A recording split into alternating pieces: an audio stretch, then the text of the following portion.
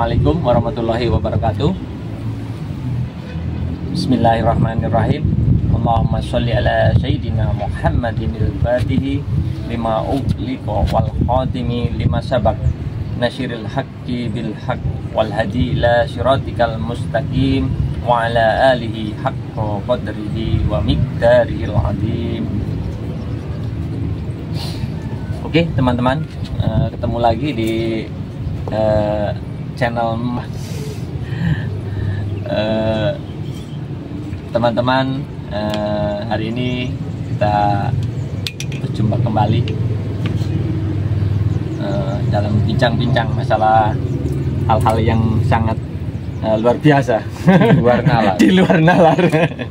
Tapi sebelum ini saya doakan teman-teman yang melihat video ini, yang menonton video ini diberikan kesehatan, panjang umur, amin ya, banyak rezekinya juga, dan hajat-hajatnya mudah-mudahan cepat-cepat dikabulkan juga ya. Oke, teman-teman, hari ini saya ingin bertanya-tanya atau sharing-sharing atau berbincang-bincang lah bahasa gampangnya, di luar yang seperti biasanya. Jadi di apa namanya, kita sehari-hari itu kan banyak hal-hal yang di luar nalar lah Mas. Banyak sekali kan. Terus yang saya ingin tanyakan juga, yang ingin saya sharingkan dengan sampean, masalah apa namanya, kalau kita apa ya namanya, kalau dibilang kadang-kadang kita tanpa sengaja atau gimana lah, kalau nggak bisa diungkapkan dengan kata-kata Mas, kalau hal-hal yang kayak gitu kita menemukan hal-hal yang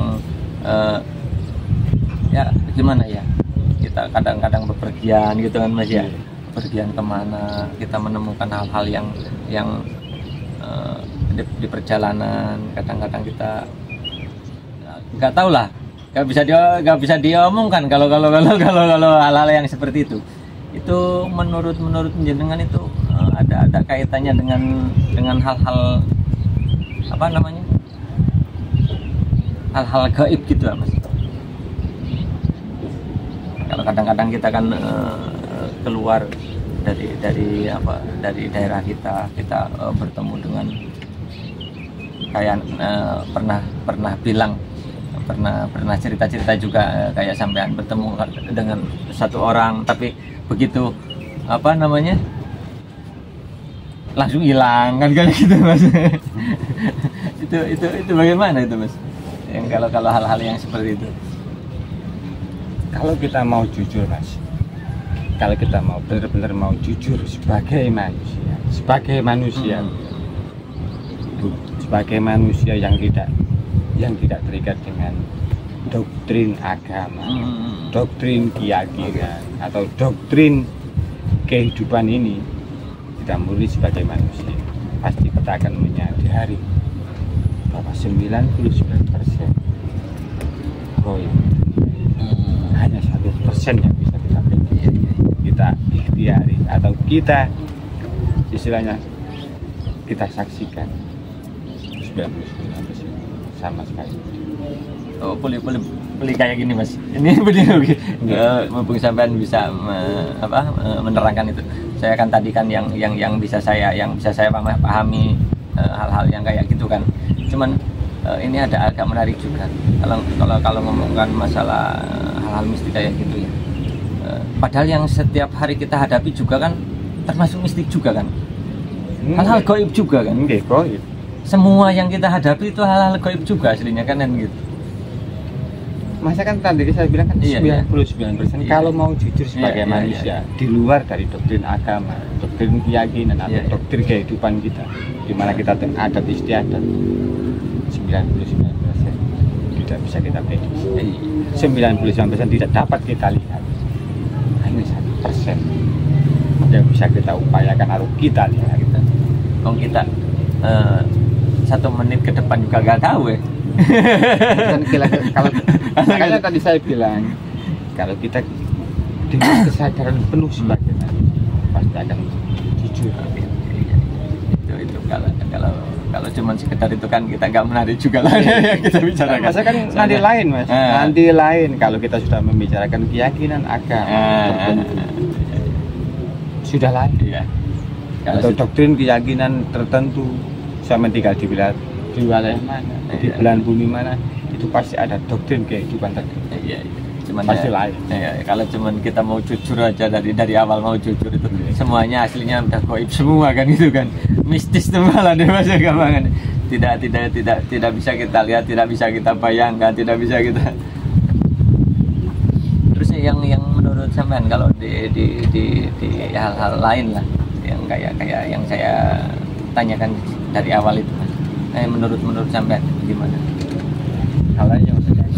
Kalau kita ketemu kayak itu menurut hal-hal mistis kayak berhubungan atau dengan karomah atau dengan apa kan gitulah yang saya tanyakan dari awal tadi.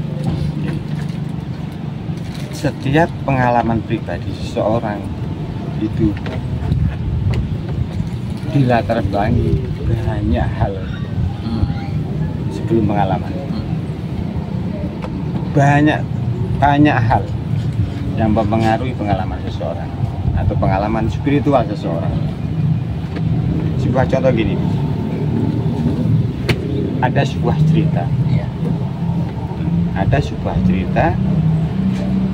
ini sesepuh atau sesepuh tanah Jawa, Allahyarham Mbah Hasbullah Wonosari.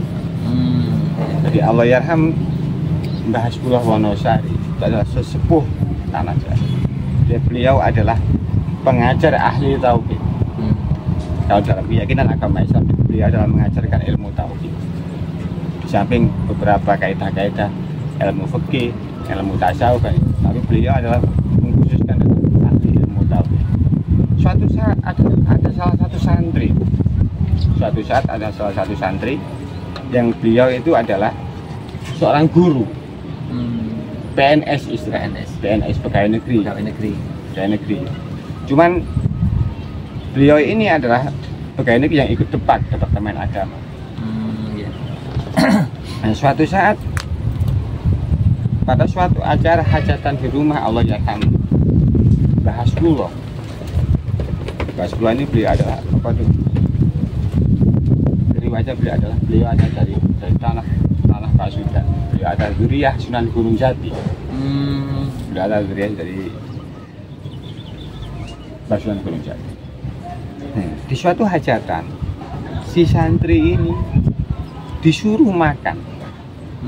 Waktu itu dikasih, istilahnya dikasih apa itu jadi? Apa sih namanya kalau dibilang itu? Ya, swiwi lah saya Jawa. Kalau bahasa Jawa namanya swiwi. Ya, kalau bahasa namanya swiwi. Sayap kalau bahasa Indonesia. Kalau bahasa ini sayap ayam. Sayap ayam.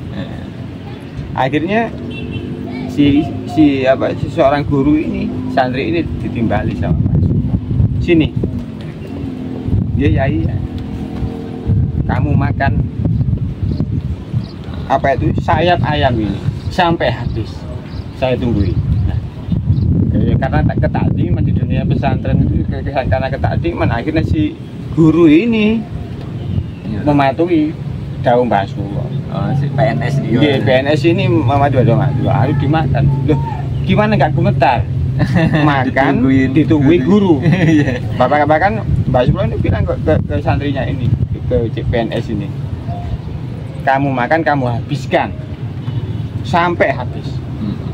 Gimana enak makanya? Kan gitu. Iya. Nah, setelah habis ya sudah. Nah, mudah-mudahan hajat-hajat kamu dikabulkan. Nah, apa hikmah dari apa di kemudian hari yang terjadi? Iya. Ini sangat mistik sekali. Ini sangat di luar nalar kita sebagai manusia. Nggak bisa dibayangkan, nggak bisa di. Kenapa? Pada suatu hari, di suatu saat setelah kejadian itu, setelah makan sayap ayam, akhirnya beliau ini tidak punya uang tapi bisa berkeliling dunia. Ini adalah salah satu, kalau sama nalar dari bagaimana sayap ayam bisa mengantarkan ke dunia. Lah, ini adalah 99% dunia yang kita tidak pahami dengan logika kita, dengan keilmuan kita sebagai manusia. Nah, di sini adalah poin penting dari spiritual. Dari keliling dunia tanpa mengeluarkan uang sepeser pun, dengan modal makan diperintah bahas buroh saya Wonosari makan saya, dan itu si pelaku guru tadi setan apa betul? Iya kebetulan guru itu adalah tetangga kisah saya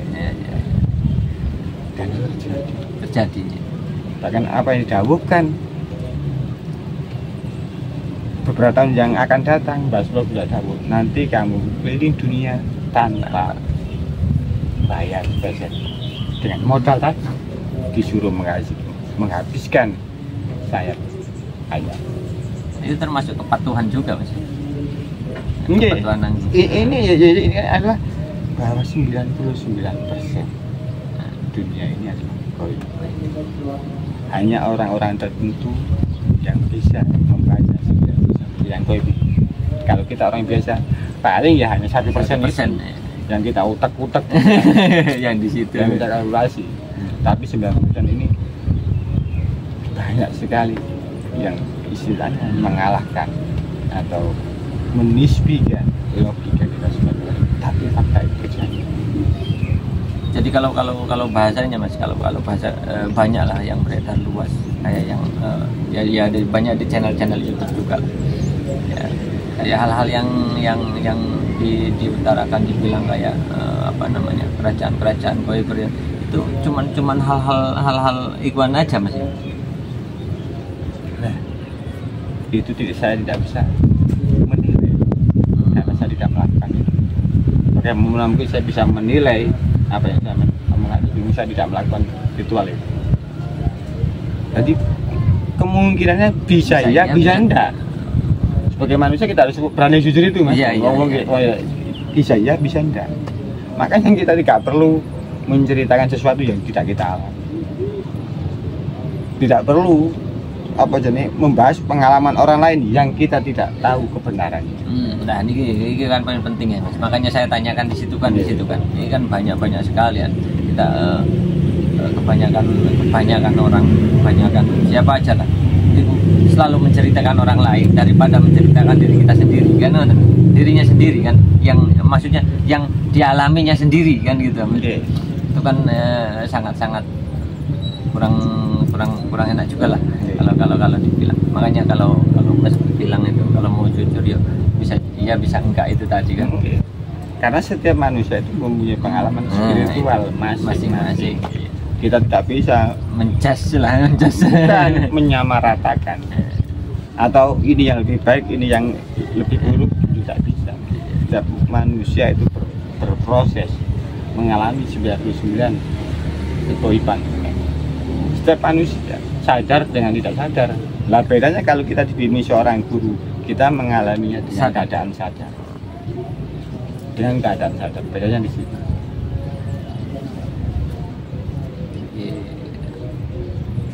Aslinya kalau kita sadar setiap hari, setiap menit, setiap detik itu kita udah mengalami hal-hal gaib semua sini aja. Mungkin kalau kita sadar, cuman kita menyadari tak enggak kan gitu aja. Coba kita bayangkan aja. Ini sebagai lingkungan juga kita berusaha berjualan. Apakah kita tahu akan dapat uang berapa kan gitu kan? Laku enggak itu kan udah termasuk gaib juga kan di situ kan ya. Kan sudah saya bilang dari tadi 99% kalau sama mau jujur sebagai manusia, saya tidak tahu apa-apa. Iya betul. Yang saya tahu seluruh manusia ini hanya 1%. Hanya 1%. Yang di depan mata ini. Kecuali sampai melampaui logika sampai, melampaui kecerdasan sampai, melampaui segala keaguan sampai bisa melangkah ke 99% dan tidak bisa didefinisikan lagi. Jadi sementara inilah segitu aja dulu Mas. Untuk kita bincang-bincang hari ini.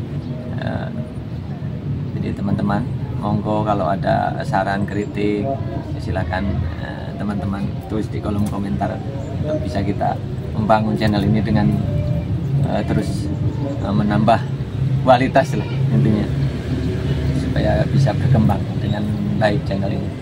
Jadi untuk bincang-bincang kali ini sampai di sini dulu. Kita akhiri. Assalamualaikum warahmatullahi wabarakatuh. Waalaikumsalam warahmatullahi wabarakatuh.